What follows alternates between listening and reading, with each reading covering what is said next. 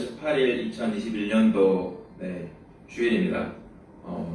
제가 들은 바로는 한국에서 이제 코로나 바이러스 때문에 한국말로 뭐라고 하죠? 그 단계를 올려서 4.5단계가 됐다고 들었는데 참 얼마나 많은 분들께서 예배를 드리는데 어려움이 있으실까 생각을 하게 되는 그런 날입니다.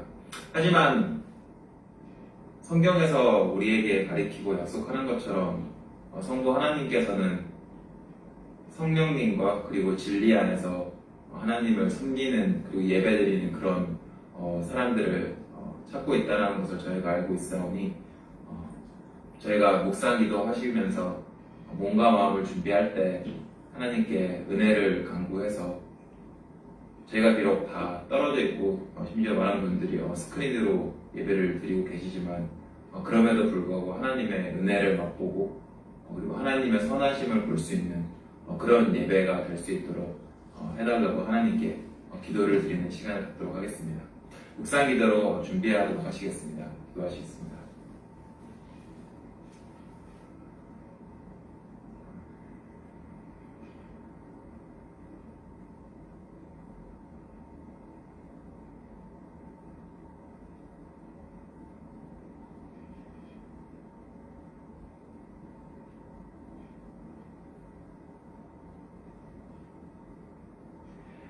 우리의 도움은 천지를 지으신 여호와의 이름에 있더라.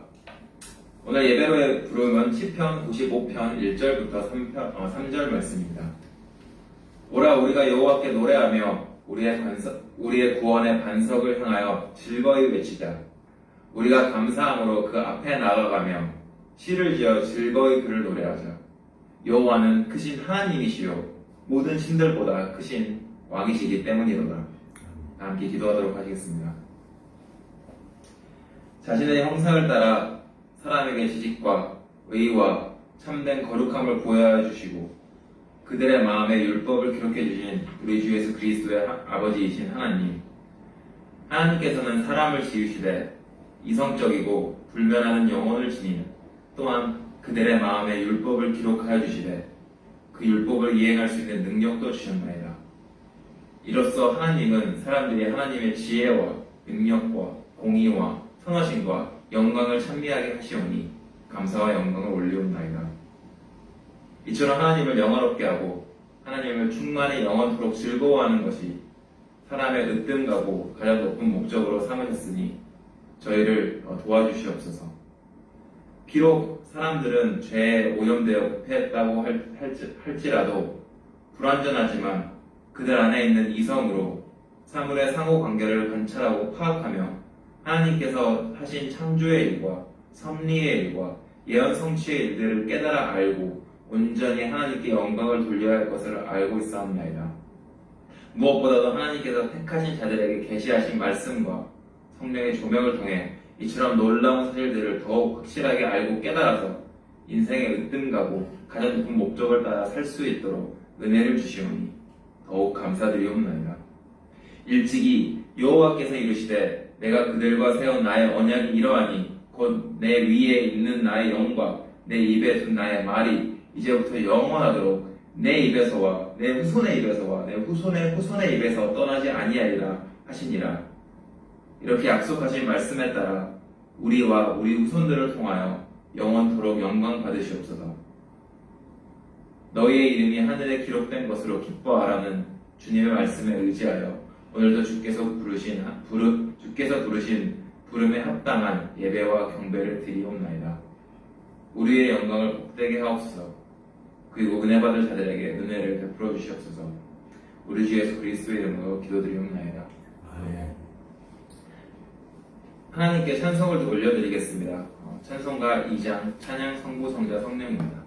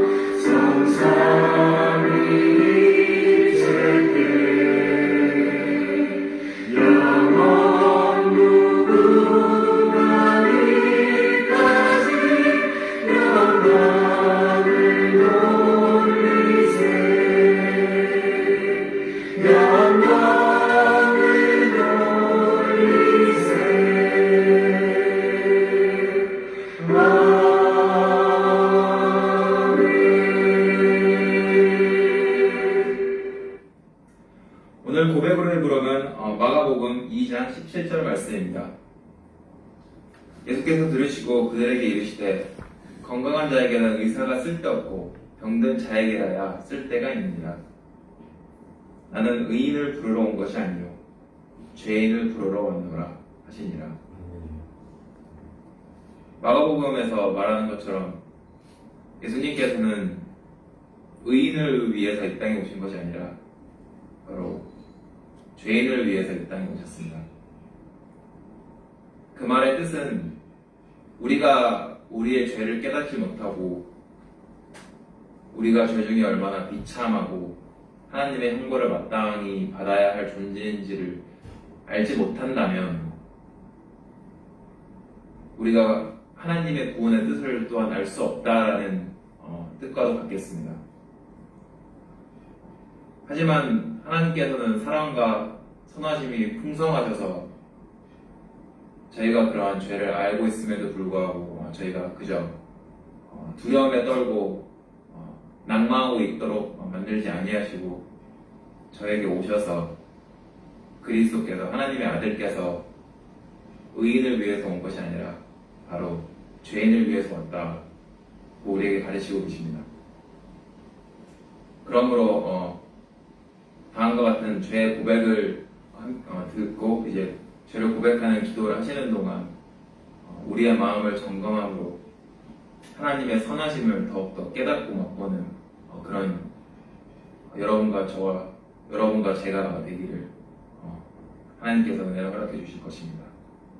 죄의 고백은 다니엘서 9장 11절입니다. 온 이스라엘이 주의 율법을 범하고 치우쳐 가서 주의 목소리를 듣지 아니하였으므로 이 저주가 우리에게 내렸으되 곧 하나님의 종 모세의 율법에 기록된 맹세대로 되었사오니 이는 우리가 주께 범죄하였음이니이다. 다 함께 죄를 고백하는 묵상 기도하는 시간을 갖도록 하시겠습니다.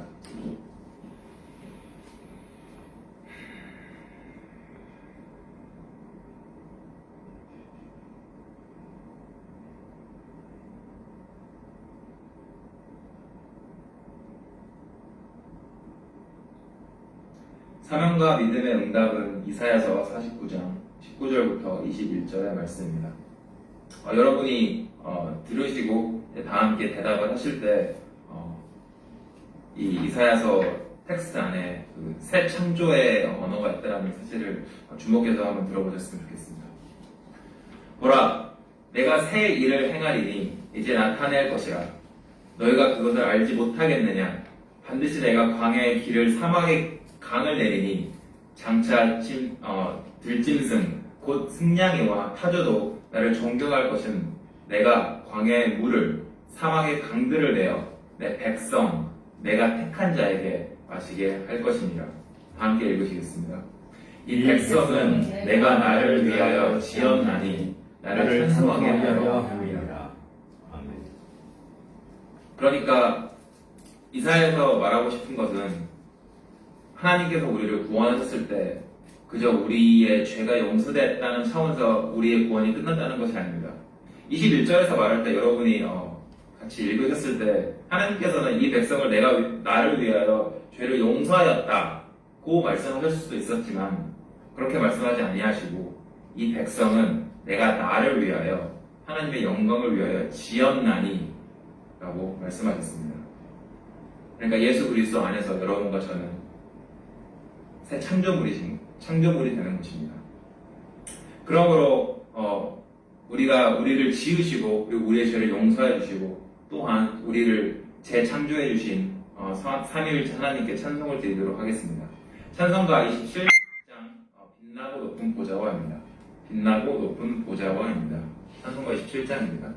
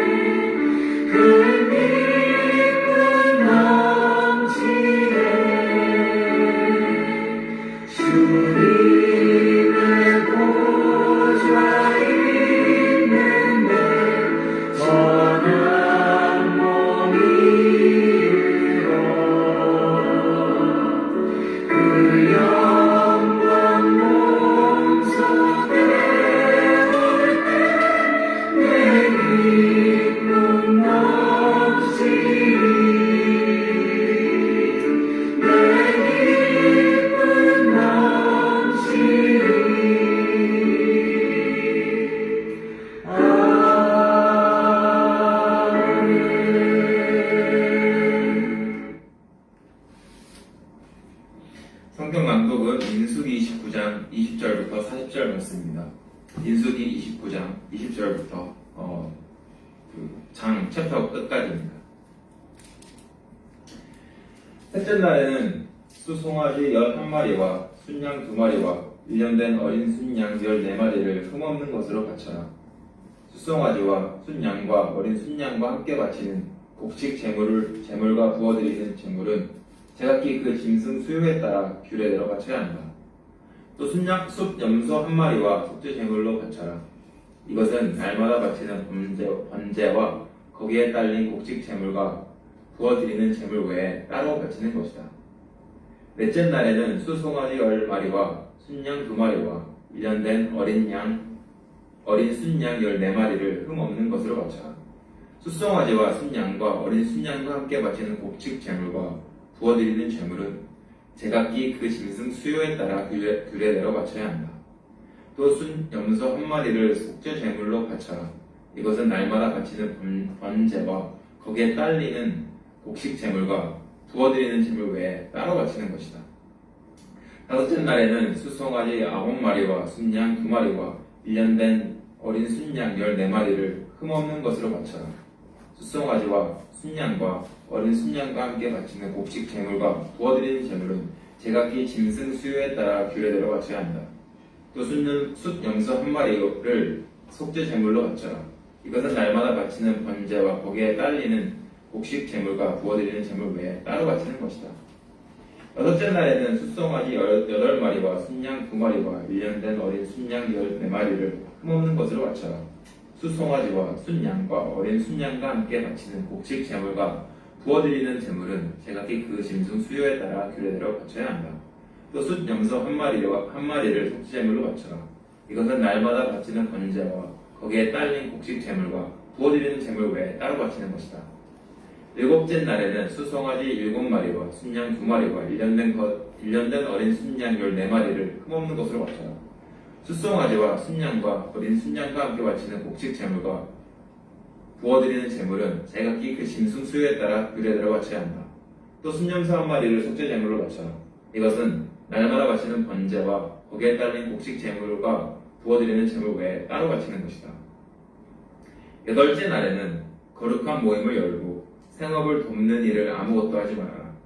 제물을 불에 태워 주를 기뻐하는 향기 곧 번제를 바쳐라. 수송아지 1마리와 순양 1마리와 1년 된 어린 순양 7마리를 모두 흠없는 것으로 바쳐야 한다. 수송아지와 순양과 어린 순양과 함께 바치는 곡식 제물과 부어드리는 제물은 제각기 그 짐승 수요에 따라 규례대로 바쳐야 한다. 또 순염소 1마리를 속죄 제물로 바쳐라. 이것은 날마다 바치는 번제와 거기에 딸린 곡식 제물과 부어드리는 제물 외에 따로 바치는 것이다. 정한 절기가 오면 위에서 말한 번제와 곡식 제물과 부어드리는 제물과 화목 제물을 바쳐라. 이것은 너희가 자원제와 서원제 말고 따로 나 주에게 바쳐야 하는 것들이다. 이렇게 모세는 주님께서 그에게 명하신 모든 것을 이스라엘 자손에게 말하였다. 이는 하나님의 말씀입니다. 하나님께 감사를 드립니다. 민수기 29장을 읽으시면서 되게 많은 분들께서 이렇게 해서 반복만 읽고 몇 마리 바쳐라 이렇게 해서 도대체 이게 뭘 가리키는 건가 하시는 분들도 계시겠지만 29장은 저희가 읽은 본문은 장막절이라는 그 이스라엘 백성 기간 동안 이스라엘 백성이 어떻게 하나님께 예배를 드려야 하는지를 가리키고 있는 대목입니다. 특별히 이 민수기라는 책 자체가 바로 가나안 땅을 이스라엘 백성들이 들어가기 전에 광야를 떠도는 시기였다는 것을 생각해 보면 하나님께서 이스라엘 백성들이 그 가나안 땅에 들어가서 무엇을 해야 되는지를 그렇게 반복해서 가리키고 계시는 그러한 챕터라고 볼 수도 있겠습니다. 다음은 연보 및 찬송입니다. 찬송가 66장 다 감사드리세입니다. 찬송가 66장 다 감사드리세입니다.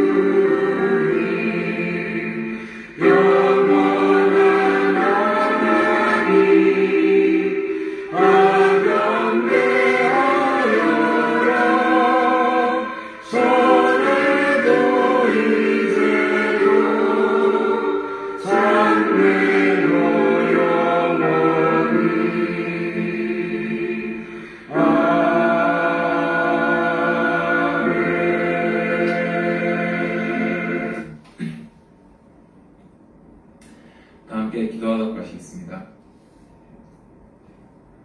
우리 주 예수 그리스도의 영원하신 하나님 아버지, 아무것도 없는 중에서 하늘과 땅과 그 가운데에 있는 모든 것들을 창조하셨고 여전히 모든 것들을 영원한 작정과 섭리로서 보존하고 다스리시는 분이시며 우리의 하나님이시며 아버지이시나이다.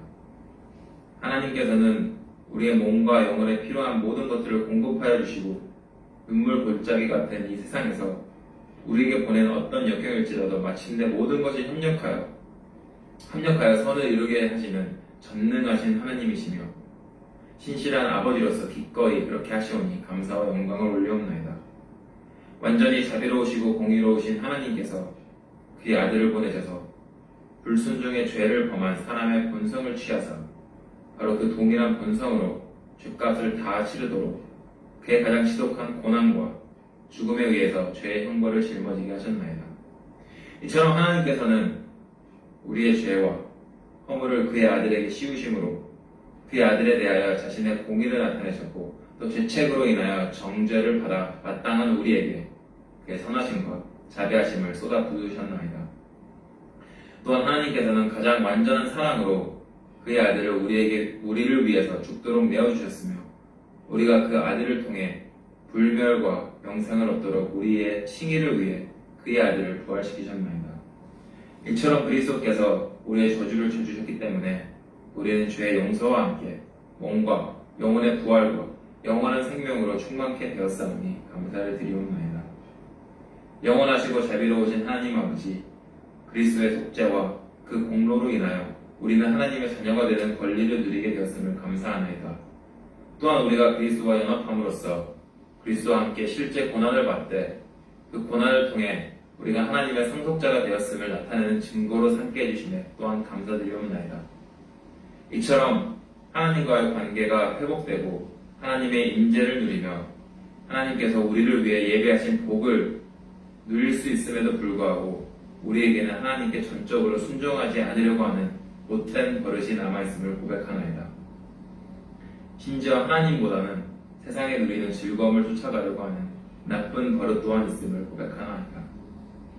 때문에 성경은 하나님은 하나님으로 바로 알지 않거나 알려고 하지 않은 것이야말로 가장 큰 죄이며 이러한 죄 때문에 하나님과 우리 사이에 친교와 교제가 단절될 수 있음을 경고하고 있음을 기억하나이다. 우리를 불쌍히 여기셔서 우리의 나태와 게으름과 무지로부터 벗어나서 더욱더 하나님을 바르게 하는 일에 우리의 온 힘과 마음을 쏟을 수 있도록 은혜로 허락하여 주시옵소서. 전능하시고 자비로우신 우리의 아버지이신 하나님, 하나님께서는 너를 위하여 새긴 우상을 만들지 말고 또 위로 하늘에 있는 것이나 아래로 땅에 있는 것이나 땅 아래 물속에 있는 것에 어떤 형상도 만들지 말며 그것들에게 절하지 말며 그것들을 섬기지 말라고 말씀하셨나이다. 이로써 하나님께서는 자신의 말씀으로 제정하신 모든 종교적 예배와 규례들을 받아 순전하게 그리고 전적으로 준수하고 지키게 하셨나이다. 특히 그리스도의 이름으로 드리는 기도와 감사, 말씀을 읽고 전파하고 듣는 것, 성례를 거행하고 받는 것, 교회 정치와 권징 및 직무와 그것에 유지하게 하셨나이다. 이처럼 사람이라면 모든 거짓된 예배를 부인하고 미워하고 반대해야 할 것이며 각자의 지위와 소명을 따라 거짓된 예배와 모든 우상 숭배의 기념물들을 제거해야 할 것이옵나이다. 그럼에도 불구하고 사람들은 하나님께서 친히 지정하지 않으신 종교적인 예배를 고안하고 거짓 종교를 용납하거나 피조물의 어떤 형상이나 모양으로 만든 것을 하나님으로 예배하며 거짓 신들의 형상을 만들고 숭배함으로써 하나님께 정하신 예배와 규례들을 경멸하고 반대하는 악을 행하고 있나이다.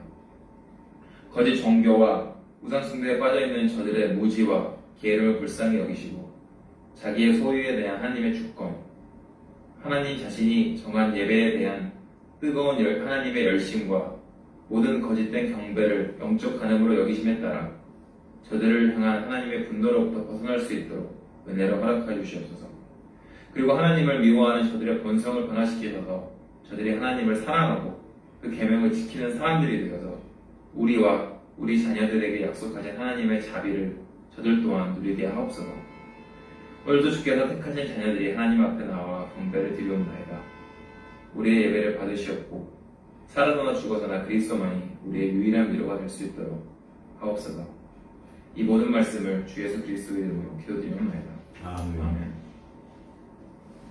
오늘 성경 본문은 고린도전서 15장 12절부터 24절입니다. 고린도전서 15장 12절부터 24절입니다.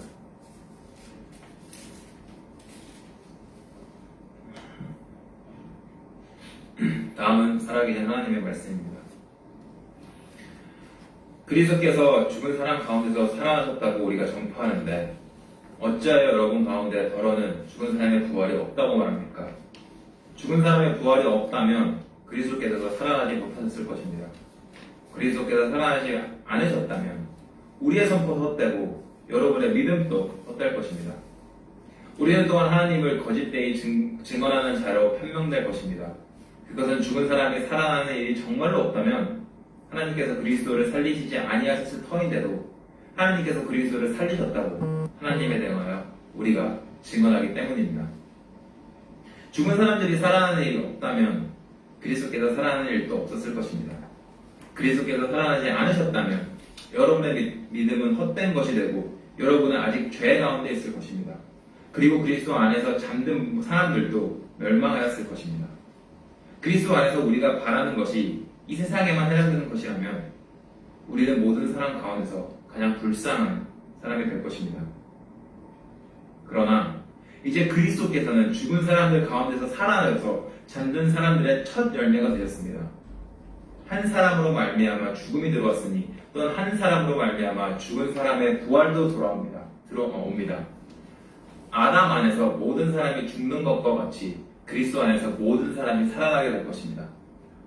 그러나 각각 제 차례대로 그렇게 될 것입니다. 첫째는 첫 열매이신 그리스도요. 그 다음은 그리스도께서 재림하실 때 그리스도께 속한 사람들입니다. 그때가 마지막입니다. 그때에 그리스도께서 모든 통치와 모든 권위와 모든 권력을 폐하시고 그 나라를 하나님 아버지께 넘겨드릴 것입니다. 다시 한번 설교를 하기 전에 기도하도록 하시겠습니다.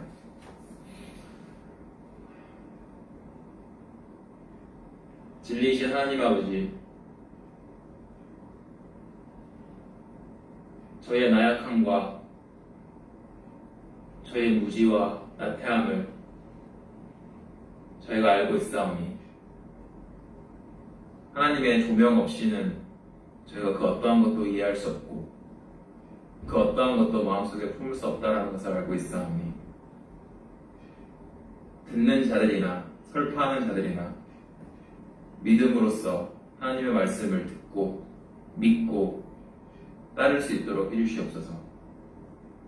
그래서 저희가 사랑으로 하나님께 순종하는 그런 하나님의 피조물이 새 피조물이 될 수 있도록 은혜로 허락하여 주시옵소서. 이 모든 말씀을 주 예수 그리스도의 이름으로 기도드립니다. 아멘. 지난 시간 우리는 예수 그리스도의 수동적 순종과 죽음에 대해서 살펴보았습니다. 예수 그리스도께서는 의로우신 분이시기에 죽음이라는 영과 육신 간의 분리를 체험하실 필요가 없으신 분이셨습니다. 그럼에도 그분께서는 성부 하나님에게 죽기까지 순종하심으로 우리가 체험해야 되는 그 죽음을 먼저 맛보심으로 그리스도께서 사망과 죄로부터 우리를 구원해 주셨다는 것을 우리는 지난 시간에 배웠습니다. 이어서 오늘은 지난 시간에 배운 그 그리스도의 죽음이라는 맥락을 생각하면서 장사하다 지옥에 내려가시어 사흘 만에 죽은 자 가운데서 다시 살아나신 자를 통해 예수 그리스도의 부활에 대해 살펴볼 것입니다. 지난번 설교를 들으시면서 여러분 중에 혹시 예수 그리스도께서 죽음의 권세 아래서 그리고 그분의 육신이 무덤에 내려가시기까지 우리를 구원하셨는데 그럼에도 불구하고 왜 우리가 여전히 죽어야 하는가? 라는 질문을 던지시는 분이 계실지도 모르겠습니다. 예수께서 우리 대신 우리의 죄를 짊어지시고 십자가에 못 박혀 죽으시고 그래서 우리가 그 사실을 믿음으로써 우리가 칭의를 받음으로써 우리가 그리스도의 의를 받음으로써 영생을 누린다고 하는데 도대체 왜 우리는 여전히 죽어야 하는 것입니까? 우리는 여전히 예수 그리스도를 믿어서 구원을 받는다고 하면서도 왜 여전히 영과 육이 분리되는 그 죽음의 순간을 우리는 피할 수가 없는 것입니까? 이 예수 그리스도의 죽음과 우리의 죽음에 대한 질문은 종말의 시대를 사는 우리에게 아주 중요하고 결정적인 질문입니다. 오늘 우리가 읽은 고린도전서 15장을 다시 한번 들어보도록 하겠습니다. 20절부터입니다. 그러나 이제 그리스도께서는 죽은 사람들 가운데서 살아나셔서 잠든 사람들의 첫 열매가 되셨습니다. 한 사람으로 말미암아, 그러니까 아담이죠. 죽음이 들어왔으니 또한 한 사람으로 말미암아 그리스도로 말미암아 죽은 사람의 부활도 옵니다. 아담 안에서 모든 사람이 죽은 것과 같이 그리스도 안에서 모든 사람이 살아나게 될 것입니다. 그리고 우리가 주목해야 되는 것은 바로 여기입니다. 그러나 각 제 차례대로 그렇게 될 것입니다. 첫째는 첫 열매이신 그리스도요. 그 다음은 그리스도께서 재림하실 때 그리스도께 속한 사람들입니다. 그 때가 이 그리스도께 속한 사람들이 부활할 때가 바로 마지막입니다. 그래서 이 본문은 오늘 우리가 종말의 시대에 살고 있다는 것을 말하고 있습니다. 바울은 예수 그리스도께서 부활하시고 난 이후부터 예수께서 이 땅에 재림하시기 전 그 마지막 시대를 우리가 살고 있다고 말하고 있는 것입니다. 그러니까 다시 말하면 오늘 여러분과 저는 아담이 창조된 이후에 아담이 타락하고 하나님께 범죄함으로 이 옛 창조 이 세계가 모두 죄로 물들었고 이 죄로 물든 이 세상에서 예수님께서 오셨으며 예수님께서 부활하시고 그리고 재림하시기 전 바로 그 마지막 시기를 여러분과 제가 살고 있는 것입니다. 그렇게 예수님께서 재림을 하실 때 옛 창조가 끝난과 동시에 새 창조 역시 시작될 것입니다. 그래서 인류의 역사는 오늘도 1분 1초 이 예수 그리스도의 재림을 향해 달려가고 있습니다. 그리고 여러분과 저는 바로 이 순간 이 옛 창조, 새 창조가 오기 이전 그 마지막의 시대를 살고 있는 것입니다. 그렇게 좀 전에 말씀드렸던 그 죽음이라는 질문에 다시 돌아가서 예수 그리스도께서 우리 대신 돌아가셨음에도 불구하고 여전히 우리가 죽음이라는 그 문턱을 넘지 못하는 이유는 우리가 예수 그리스도를 따라 부활함으로 죽음을 이기는 그러한 자들이기 때문입니다. 그러니까 우리가 부활하는 그 재림의 때가 아직 오지 않았기 때문에 우리가 아직 죽음을 극복하지 못하는 것입니다. 23절을 다시 한번 보십시오. 예수 그리스도의 부활이 바로 첫 열매이고 그 다음은 그리스도께서 재림하실 때 그리스도께 속한 사람이라고 하지 않았습니까? 예수께서 새 창조의 첫 열매로서 먼저 죽은 자 가운데서 부활하시고 예수께서 재림하심으로 이 옛 창조 세계를 끝내주고 새 창조의 문을 여실 때 바로 그때에 예수 그리스도께 속한 모든 이들이 새 창조의 일부로서 부활하게 되는 것입니다. 그래서 우리가 살고 있는 이 죄로 물든 창조 세계가 끝나고 죄와 죽음이 없는 그 새로운 창조 세계가 시작되는 그 영광스러운 날에 예수 그리스도를 구주라 고백하는 모든 이들은 예수 그리스도께서 부활하신 것처럼 똑같이 부활하게 될 것입니다. 그렇게 함으로써 부활하심으로 죽음을 이기신 그리스도를 본받아 부활함으로써 우리 역시도 죽음을 이기게 될 것입니다. 그러나 그 영광의 날이 아직 우리에게 도달하지 않았기 때문에 예수님 재림 이전에 하나님이 뜻하셔서 우리를 먼저 부르신다면 우리는 예수님의 영이 성부 하나님께 올라간 것처럼 우리의 영도 따라 올라갈 것이고 그리스도의 육이 무덤에 잠시 있었던 것처럼 우리의 육 또한 잠시 무덤에서 하나님 그리스도와 연합을 유지한 채 묻히게 될 것입니다. 그래서 이러한 현실 때문에 이러한 진리 때문에 성경은 그리스도에게 속한 자들의 죽음을 속해서 그리스도께 속해서 죽은 자들을 죽은 자라 칭하지 않고 잠든 자라고 표현하고 있습니다. 이렇게 여러분이 보신 것처럼 예수 그리스도의 부활은 그렇게 우리가 동떨어진 남의 이야기가 절대 아닙니다. 그리스도의 부활은 우리에게 일어나지 않은 어떤 그러한 초자연적이고 희귀한 현상이 아닙니다. 예수 그리스도의 부활은 바로 여러분과 저의 이야기인 것입니다. 예수 그리스도의 부활은 그리스도에 속한 모든 자들의 미래인 것입니다. 그렇게 이제 우리가 예수 그리스도의 부활이 왜 이렇게 우리에게 중요한지를 인지했다면 이제 우리는 성경으로 들어가서 예수 그리스도의 부활에 대해서 무엇이라고 어떻게 설명하고 있는지 더 알아보아야 할 것입니다. 그렇게 함으로써 우리가 이 그리스도의 부활을 더 알고 그렇게 함으로써 우리가 우리의 미래 동안 잘 알 수 있기 때문입니다. 첫 번째로 그리스도의 부활과 함께 관련해서 먼저 알아야 될 사실은 예수 그리스도의 부활이 그분의 영과 육의 부활이었다는 것입니다. 예수님께서 성육신하신 그 육신을 다시 입으시고 생전에 가지고 계신 그 살과 뼈를 지닌 채로 부활하셨다는 것입니다. 누가복음 24장을 보면 이제 가룟 유다를 제외한 11명의 제자들에게 이제 부활하신 예수님께서 나타났습니다. 그리고 제자들은 부활하신 예수님을 보고 깜짝 놀랐고 두려움에 삭혔습니다. 그래서 그런 당황한 제자들에게 되려 예수님께서 말씀하시기를 어찌하여 너희는 당황하느냐? 어찌하여 마음에 의심을 품느냐? 내 손과 내 발을 보아요. 바로 나다. 나를 만져라. 유령은 살과 뼈가 없지만 너희가 보다시피 나는 살과 뼈가 있다. 그리고 이어서 제자들이 여전히 예수님을 믿지 못하자 누가 기록하기를 41절부터 43절까지 기록하기를 예수님께서 심지어 제자들과 함께 물고기를 잡으셨다고 기록하고 있습니다. 여러분이 보신 것처럼 성경은 그리스도의 부활을 어떤 신비주의적인 것으로 엄청 화려하게 적고 있지 않습니다. 아주 단순하고 명쾌하게 적고 있습니다. 그래서 예수님이 부활하심으로 제자들이 알고 있던 그 예수님의 몸으로 예수님께서 부활하셨다. 이렇게 가르치고 있습니다.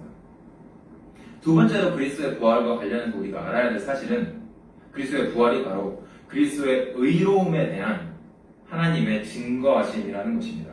그리스도의 의로움에 대한 하나님의 증거하심입니다. 그러니까 다시 말하면 십자가에서 율법의 저주를 받아서 돌아가셨던 그 예수를 하나님께서 직접 부활시킴으로 그 예수 그리스도의 의로움을 성부 하나님께서 입증하셨다는 것입니다. 그래서 사도행전 2장에서 베드로가 설교를 하기를 23절에서 하는 말이 이 예수께서 십자가에서 성부 하나님에 의해 버림을 받은 것이 이 예수께서 십자가에서 버림받은 것은 하나님이 정하신 계획을 따라 미리 알고 계신 대로 된 일입니다. 그러나 하나님께서는 그를 죽음의 고통에서 풀어서 살리셨습니다. 그러니까 부활을 시켰다는 것입니다. 왜냐하면 예수께서 죽음의 세력에 사로잡히는 것이 있을 수가 없는 것이기 때문입니다. 우리가 지난번에 이미 살핀 것처럼 죄와는 아무런 관계가 없어서 예수님께서 죽음의 권세 아래 계셨다는 것은 절대 있을 수가 없는 일이었습니다. 그것은 하나님의 공의에 어긋나는 일이기 때문입니다. 무고한 자가 죄인처럼 취급받을 수가 없기 때문입니다. 그래서 하나님께서는 예수 그리스도를 죽음의 고통에서 풀으심으로써 그를 부활시킴으로써 예수 그리스도의 무죄를 그분의 의로우심을 직접 입증하신 것입니다. 특별히 로마서 6장 4절이 굉장히 흥미로운데요. 이 구절에서 바울은 성부 하나님께서 예수님의 의로우심을 입증시키기 위해 그분을 부활시키는 것이 하나님의 영광과 바로 직결되는 아주 중요한 일이었다고 지적하고 있습니다. 왜냐하면 하나님께서는 이미 예수님의 죽음과 그분의 부활을 구약에서부터 말씀하고 계셨습니다. 그런데 세상 그 누구도 하나님의 말씀을 믿는 자가 없고 더욱이 예수 그리스도의 무죄를 그분의 의로우심을 변호하는 자가 세상에 단 한 명도 없었기 때문입니다. 이사야서 53장이 미리 예언했던 것처럼 예수께서 체포되어 유죄 판결을 받으셨을 때 그 세대 사람들 가운데서 그 누구도 예수께서 하나님의 백성의 죄로 형벌을 받는다고 생각한 사람은 없었습니다.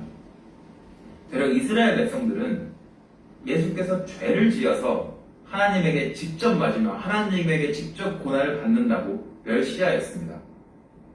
하지만 예수님께서는 그 굴욕을 당하고 고문을 당하셔도 잠잠한 안양처럼 끌려가기만 할 뿐 아무 말도 하지 않았습니다. 왜냐하면 그 형벌 앞에서 예수께서 하실 수 있는 말이, 하실 변명이 하나도 없었기 때문입니다. 고난을 받고 계셨지만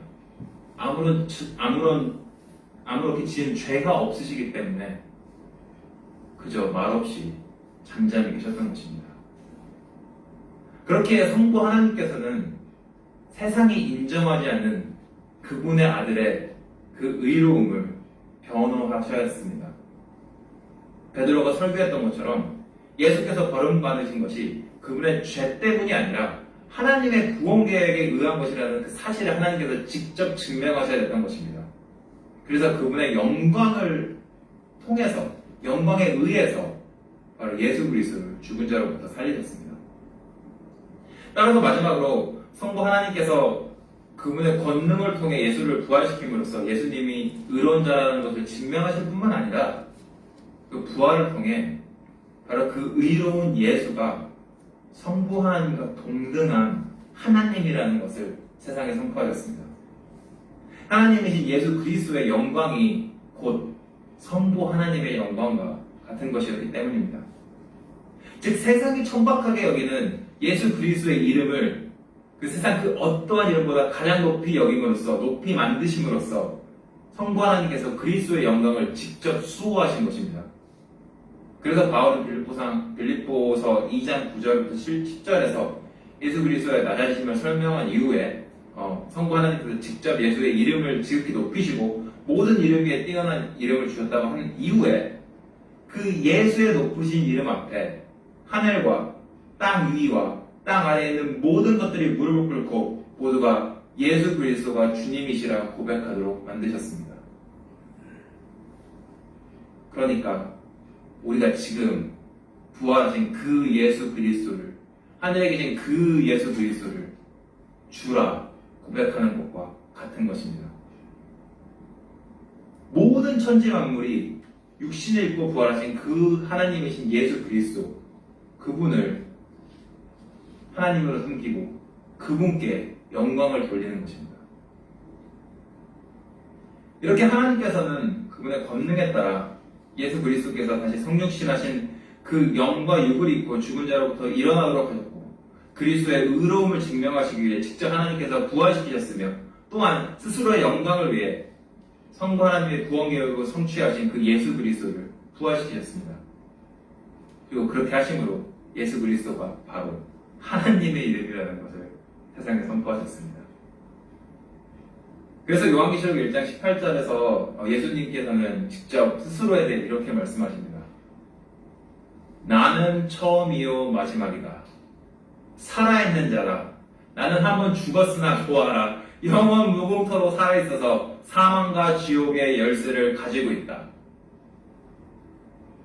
바로 우리가 섬기는 이 예수 그리스도가 처음이고 마지막이신 영원하신 하나님이시며 살아계신 분이며 한 번 죽으셨으나 살아신 그러한 우리의 하나님이신 것입니다.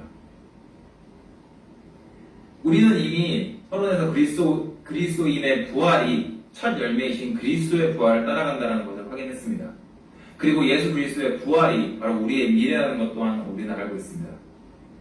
따라서 이때까지 들었던 그 세 가지 포인트를 적용시켜보자면 성부 하나님께서 직접 영과 육이 있으신 그 예수 그리스도를 부활시키신 것처럼 예수 그리스도의 재림의 날에 하나님께서는 예수를 일으키신 그 똑같은 권능으로 우리를 부활시키실 것입니다. 그리고 성부 하나님께서 그 부활을 통해 그리스도의 의를 대변해 주셨던 것처럼 그 재림의 날에 예수님께서 영광과 구름에 쌓여서 하늘에서 내려오시고 천사들을 보내서 선택받은 모든 이들을 부르셨을 때 예수님께서 직접 그리스도에게 속한 자들을 의롭다라고 보내주실 것입니다. 또한 성부 하나님께서 부활을 통해 하나님이신 예수 그리스도의 영광을 세상에 널리 알리신 것처럼 새 하늘과 새 땅에선 그리스도의 영광이 그리스도에게 속한 자들을 통해 비춰짐으로써 그리스도 안에서 부활한 모든 이들이 영원토록 그리스도의 영광만을 새 창조 세계에 비추게 될 것입니다. 그래서 성부 하나님께서 그리스도의 부활을 통해 그리스도의 영광을 높이신 것처럼 우리의 부활을 통해 또한 그리스도의 영광을 높이게 될 것입니다. 그러므로 2021년 옛 창조의 마지막 시대를 사는 저와 여러분이 스스로에게 던져야 할 질문은 바로 이것입니다. 나는 오늘 예수 그리스도의 영광만이 있는 그 세계에 살 준비가 되어 있는가? 아니, 나는 진심으로 내 이름이 아니라, 내 영광이 아니라 그 예수 그리스도의 영광만이 가득한 그 세계에 살고 싶어 하는가? 여러분의 새 창조 세계가 어떠한 곳이라고 생각하십니까? 이슬람에 말하는 것처럼 그런 육체적인 쾌락만 가득한 곳입니까? 아니면 만화나 소설에서 말하는 것처럼 그 귀여운 천사들이 나와서 막 뿅뿅 화살을 쏴대고 그런 우스꽝스러운 곳입니까? 성경이 말하는 새 창조는, 창조 세계는 무엇보다도 먼저 하나님이 계시는 곳이고 특별히 그곳에서 예수 그리스도의 이름이 빛나는 곳입니다. 그곳은 하나님의 말씀에 따라 우리가 믿고 듣기만 했던 그 예수 그리스도의 영광이 눈으로 실제로 나타나는 그런 곳이란 말입니다. 그렇다면 그리스도의 영광이 새 창조에서 어떻게 나타나게 됩니까?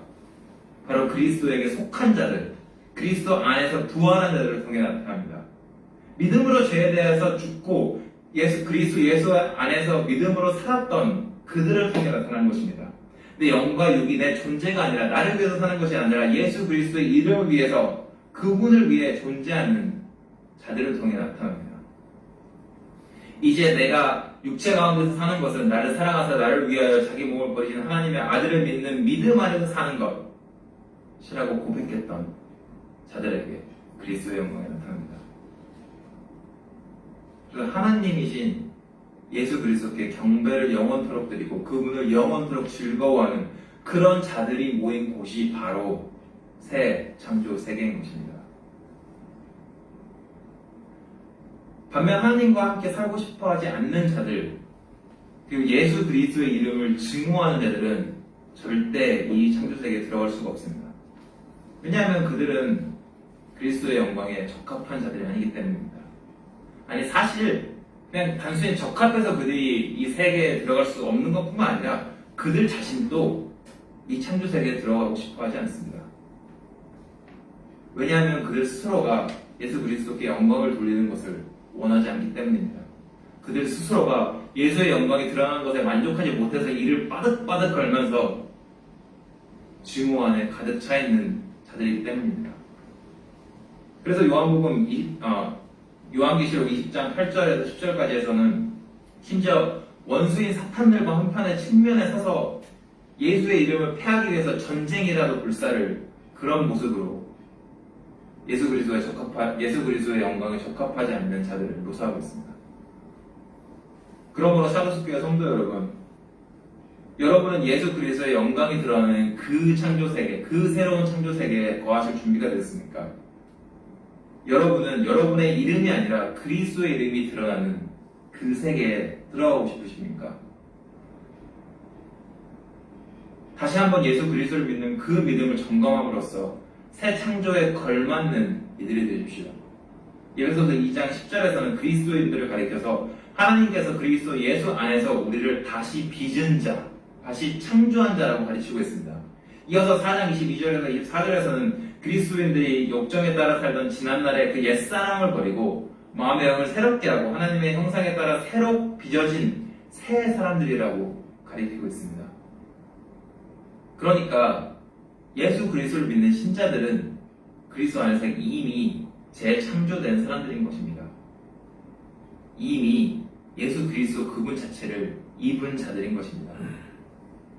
그래서 신자들은 그리스도를 믿음으로 그리스도와 함께 십자가에서 죽고 그리스도와 함께 부활함으로 예수 그리스도 안에서 이미 새 사람이 된 그런 것입니다.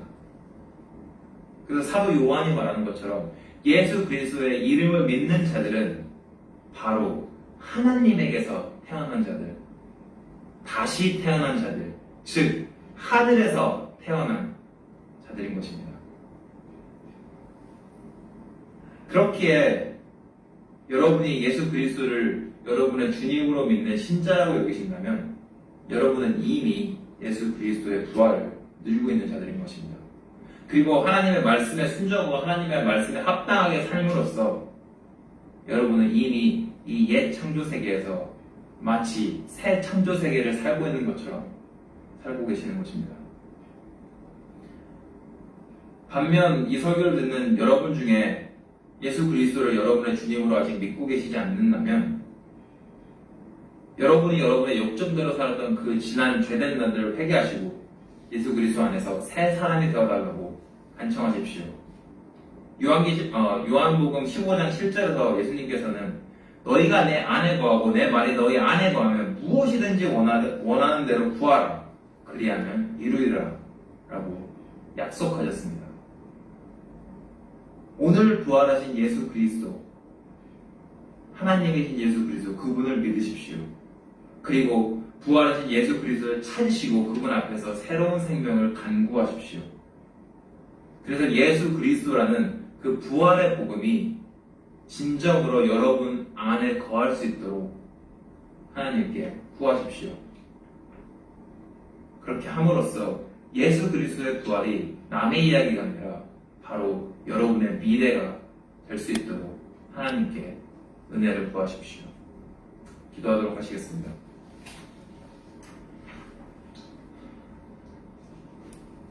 창조주이고 구세주이신 삼위일체 하나님 아버지, 오늘 저희에게 새 창조의 신비로운 진리의 빛을 예수 그리스도의 부활을 통해 잠시나마 볼 수 있게 해주시며 감사드립니다. 또한 하나님의 헤아릴 수 없는 지혜와 사랑 안에서 저희가 당신의 말씀에 따라 믿는 대로 보고 경험할 수 있도록 할 수 있게 해주시며 또한 감사드립니다. 비록 지금 저희는 연약하고 죄돼서 거울로 영상을 보듯 희미하게 훗날의 영광을 믿음으로 바라보고 비록 저희는 부분밖에 알지 못하지만 그리스도께서 오시는 그 날에 저희가 그분의 얼굴을 직접 마주할 것이며 하나님께서 저희를 아시는 것처럼 저희가 예수 그리스도를 온전히 알게 될 것을 저희가 믿사오니 저희가 이 옛 창조 세계를 사는 동안 이 믿음의 경주를 잘 마칠 수 있도록 성령님을 통해 은혜를 허락하여 주시옵소서. 그러면 저희가 그날까지 사랑으로 하나님을 믿을 수 있도록 은혜를 또한 허락하여 주시옵소서. 날마다 저희가 육신에 속한 생각을 죽이고 성령에 속한 생각이 가득한 그런 신령이 진정으로 충만한 하나님의 자녀로서 저희를 만드시옵소서. 저희가 세상에 거하지만 진리로 이 세상에 속하지 않고 거룩한 그리고 하나님의 백성으로 분별된 그런 자들로서 보존시켜 주시옵소서. 이 모든 말씀을 주 예수 그리스도의 이름으로 기도드립니다. 아멘. 응답 찬송은 찬송가 167장 즐겁도다 이 말입니다. 167장입니다.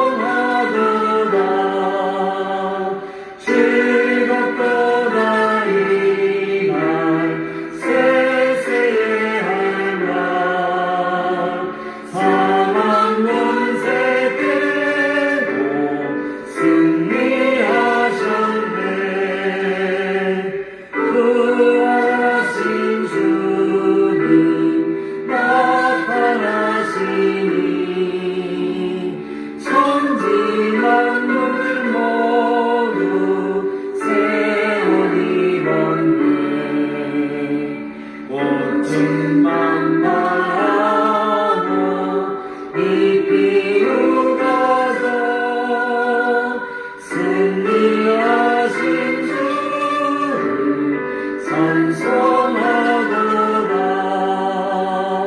즐겁도다 이 날 세세의 할 말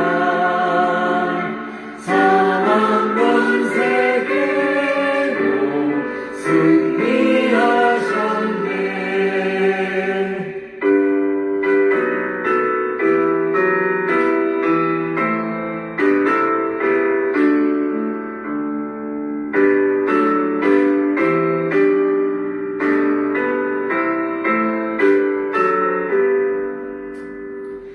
생명의 주 예수 죽음 이기고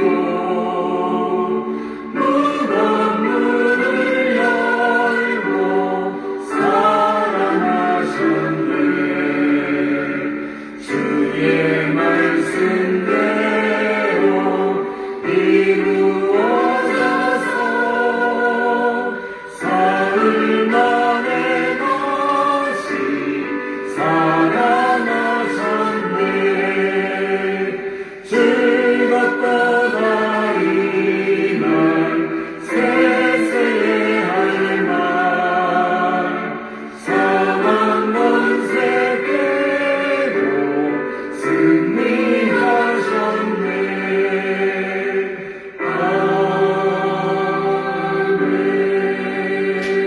아멘. 여호와는 내게 복을 주시고 너를 지키시기를 원하며 여호와는 그의 얼굴을 내게 비추사 은혜 베푸시기를 원하며 여호와는 그 얼굴을 내게 향하여 드사 평강 주시기를 원하노라. 성부 성자 성령으로 하나님께 영광을 돌리도록 하겠습니다.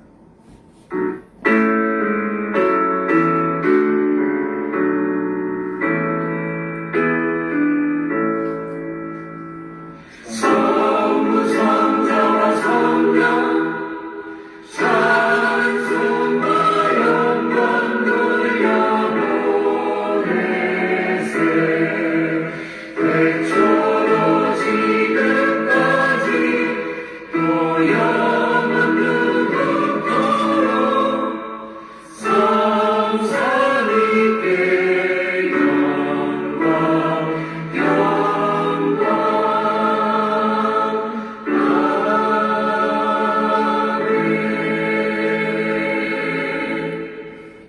묵상 기도함으로 오늘 예배를 마치도록 하겠습니다.